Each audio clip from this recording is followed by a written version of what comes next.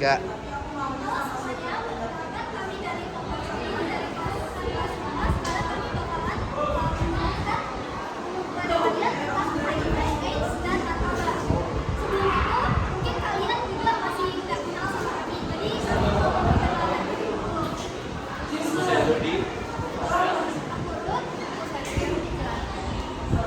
Oke, jadi kita langsung aja masuk ke yang pertama HIV.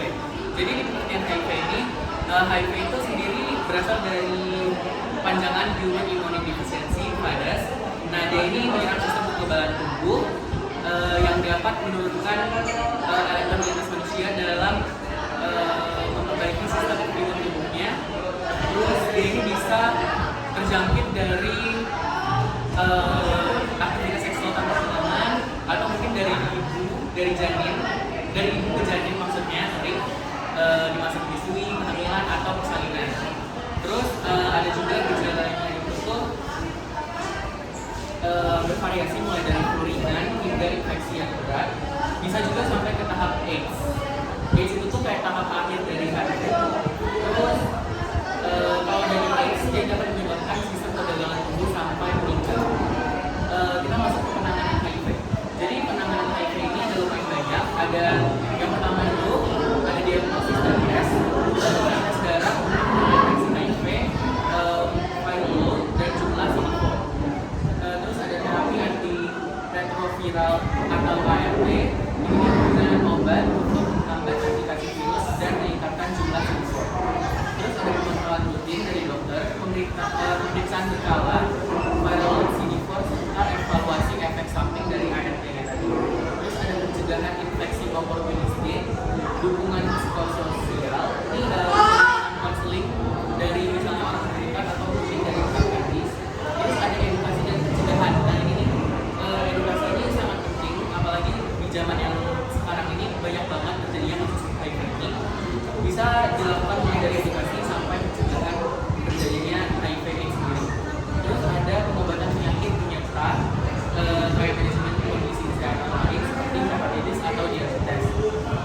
Terus ada pemantauan gizi dan kesehatan tubuh kayak konsultasi gizi agar gizi yang diperlukan itu tuh terpenuhi dan promosi gaya hidup sehat. Oke, kita langsung next saja ya. Next itu kita ada pengertian narkoba. Narkoba itu sebenarnya datang dari akronim narkotika, psikotropika, dan bahan lain yang berbahaya.